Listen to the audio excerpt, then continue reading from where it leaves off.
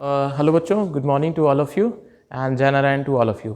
बच्चों, today we are going to start our new chapter that is atoms. तो आज हम लोग क्या करने चल रहे हैं? Today we are going to discuss about atom.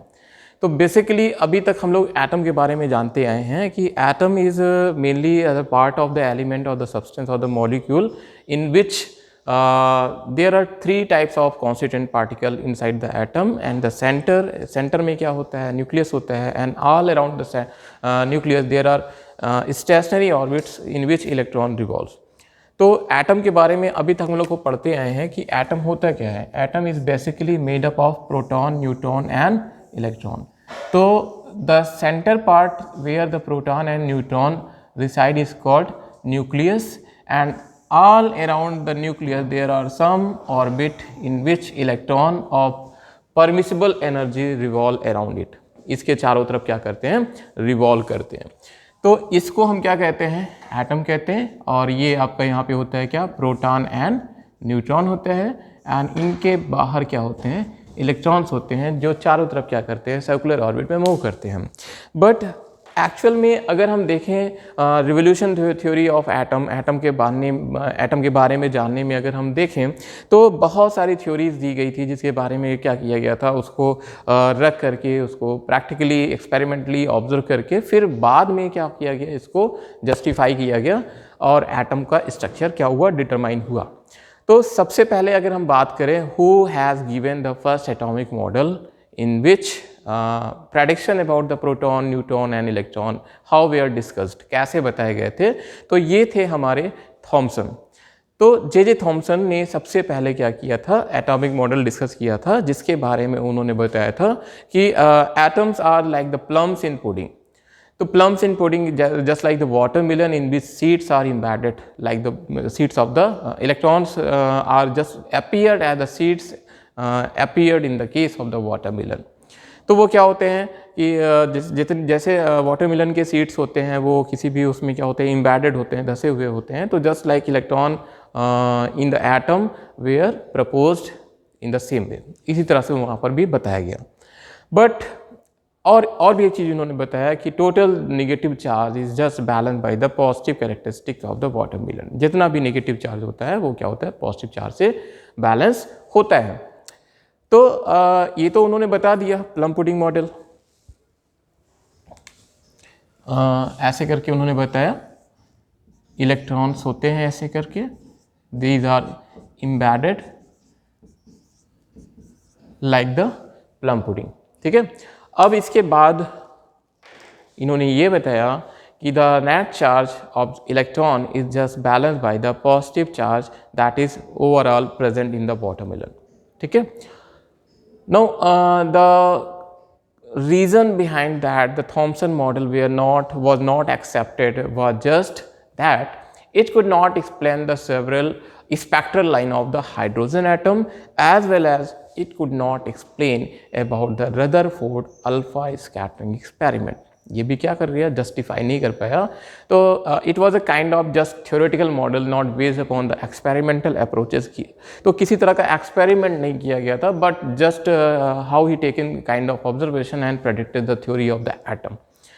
इसके बाद क्या हुआ कि ज़रूरत पड़ी हम लोगों को क्या, एक नया मॉडल को डिस्कस करने के लिए. तो नया मॉडल को डिस्कस करने के लिए आए कौन, Rutherford. Now what Rutherford do, उन्होंने क्या किया.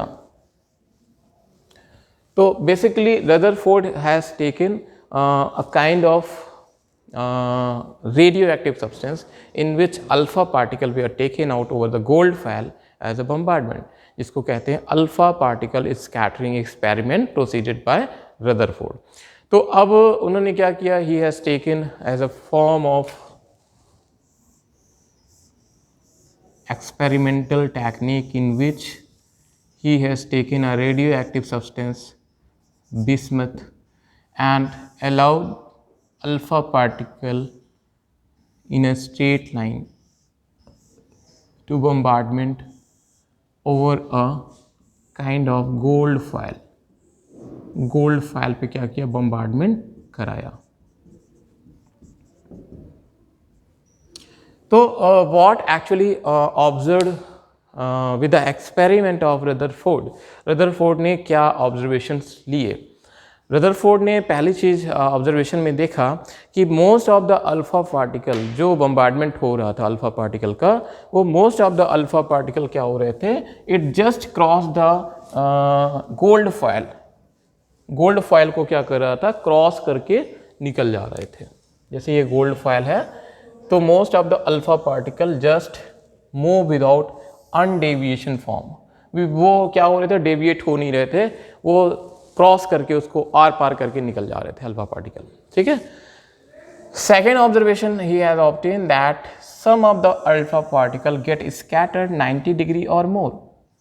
कुछ अल्फा पार्टिकल 90 डिग्री पे या कुछ और एंगल पे क्या होते थे, स्कैटर्ड होते थे। अगर इनकी काउंटिंग देखी जाए तो one of the alpha particle approximately 8,000 में कोई एक अल्फा पार्टिकल क्या होता था, स्कैटर्ड होता था बाय मेकिंग सम एंगल, ऐसे करके।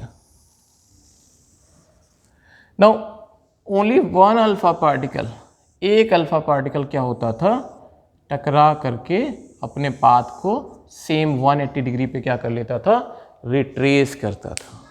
तो नाउ ऑब्जर्वेशंस, क्या ऑब्जर्वेशन निकल करके आए?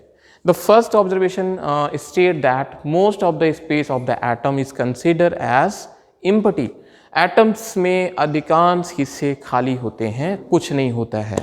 Now scattering of the alpha particle with 90 degree and 180 degree reveals that something is present which is just scattering the alpha particle और bouncing back with the same path और retracing the alpha particle. That was further classified as a nucleus, जिसको बाद में क्या किया गया, nucleus consider किया गया। अब जैसे जो अल्फा पार्टिकल हमारा क्या कर रहा है, यहाँ पे गया and just retracing the same path, that is 180 पर ही वापस आ जा रहा है। तो इसके पीछे का कारण क्या होता है, alpha particle has a characteristic of helium nuclei and nucleus. अभी हम जानते नहीं थे कि न्यूक्लियस में क्या होता है, पॉजिटिव होता है, नेगेटिव होता है, क्या होता है।